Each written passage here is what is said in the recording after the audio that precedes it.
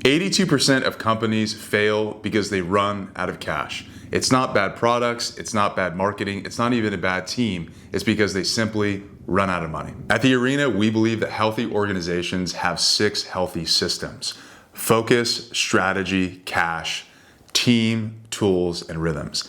And today, I want to zoom in and talk about cash, specifically cash command, and what it looks like to completely master cash in your small business. Listen, you're not a big company. You don't have a CFO or a whole C-suite that's managing your money. You're doing it. And so you need to have a plan and a pathway. So I'm going to walk you through the simple 4-step framework to understand exactly how to control your cash. Let's start. So as we explore these 4 elements of the cash command framework, it's going to help move your organization from chaos to control. Now, one of the big mistakes that I see small organizations making is that they perform all the work and then they collect later.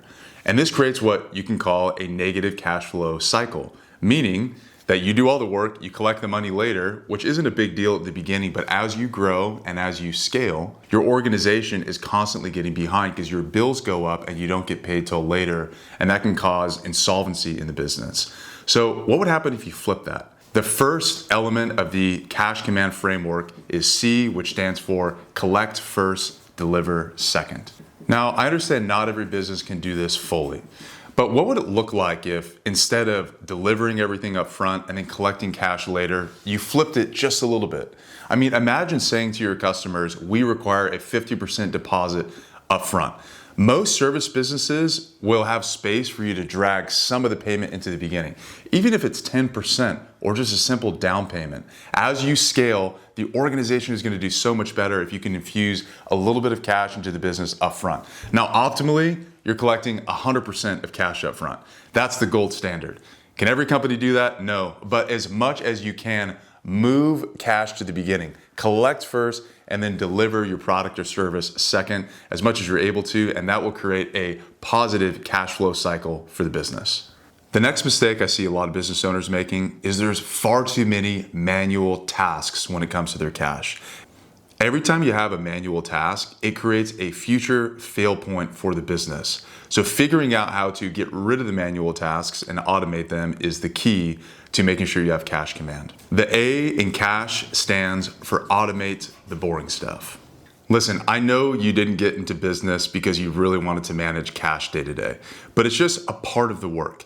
My recommendation is to automate the boring stuff. Here's 3 easy ways you can do that. Number 1, automate invoices.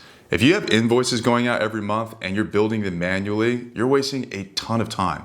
Figure out a way to automate those so they go out on the 1st or the 5th or the 15th of the month, so you're not doing it every single month. The second thing you can automate is transfers. When you have money coming into the business, set up an automatic transfer to your tax savings account or your emergency savings account and just automate that right away. Maybe you can automate paying your credit card bills as well. Automate transfers within your account so you're not dealing with that every single day and every single week.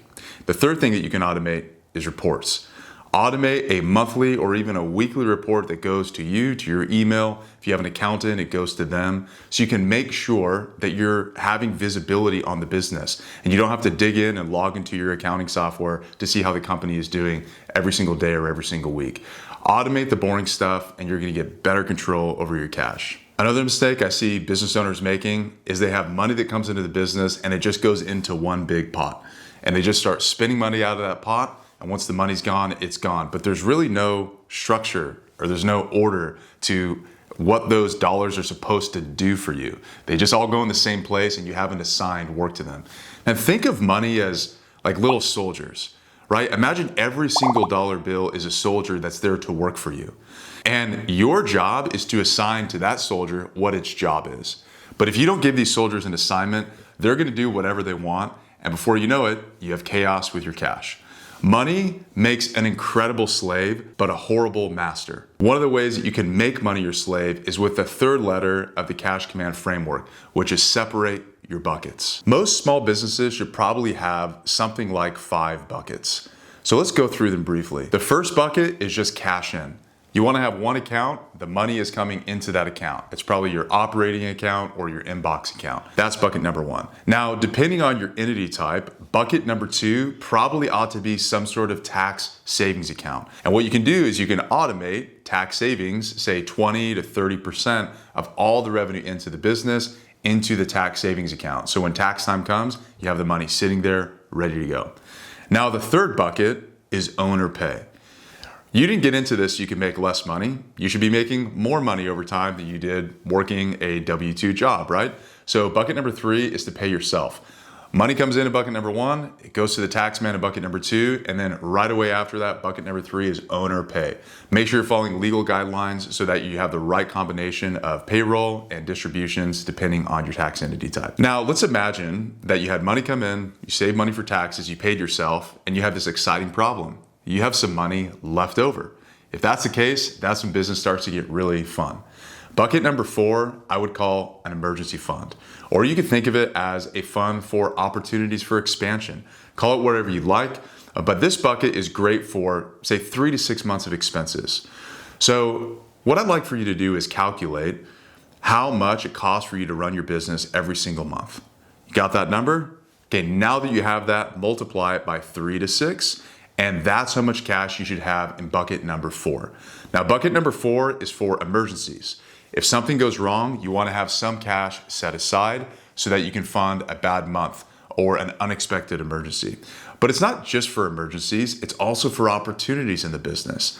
Let's imagine that you have a great marketing opportunity that comes your way. You want to have some cash squirreled away somewhere so that you can actually put it into that opportunity. And having roughly 3 to 6 months set aside is a really good start.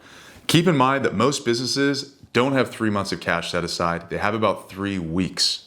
And what that means is that they can probably only pay their team for 3 weeks before they go out of business. This is crazy, right? This is not enough security. As you know, business is not just up and to the right. Sometimes there's going to be a down month or even a down year. And having 3 to 6 months of cash set aside is one of the best ways to make sure your company's bulletproof and you don't go out of business like 82% of companies because of cash flow issues. Now imagine that you fill those first 4 buckets. The last bucket that you want to fill is for investments. Now, you can take cash from the business and obviously reinvest it right back into the business. But imagine you don't know what to do with the cash yet, or you want to put it somewhere else. Maybe you have a 5th bucket that you begin to fill after the first 4, and you throw it into real estate, or you throw it into stocks and equities, or investment grade bonds, or some place where the money can grow while it's waiting to be redeployed into the organization. Capital allocation decisions is a whole different conversation, but if you're fortunate enough to be able to fill bucket number 5, just know that your business is probably doing pretty well. One of the hallmark habits of successful founders with companies that are growing is they know their numbers. They know where the cash is and where the cash isn't. That's why the H stands for habit of weekly review. Once per week, you want to be looking at your financials. Now, this doesn't just mean logging into your bank account and looking at the money there. What this means is that you have a bookkeeper that is preparing for you statements that you can look at every single week. Now, what are the statements you should be looking at? There's a lot, but I would recommend looking at 2. The first one is called a P&L. That's a profit and loss statement. It basically tells you how much money has come into the business and how much money has gone out. And at the end, obviously, you have your net income. The other statement you want to be looking at is your balance sheet. And your balance sheet is going to tell you your assets and your liabilities. So you know what you own minus what you owe.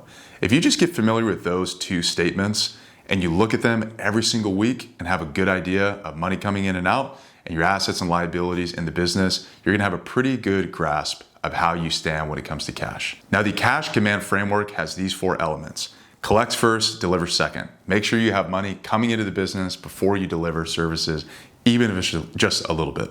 Second, automate the boring stuff.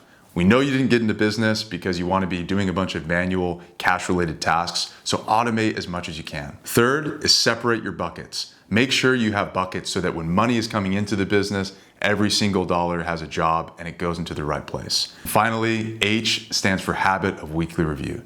Make sure every week you're looking at your numbers and you know exactly where the business stands. 82% of companies go out of business because of cash flow issues. Make sure that you're not one of them by getting command of your cash today. If you like this video and you want to learn about one of the other 6 systems of a healthy organization, check out this video.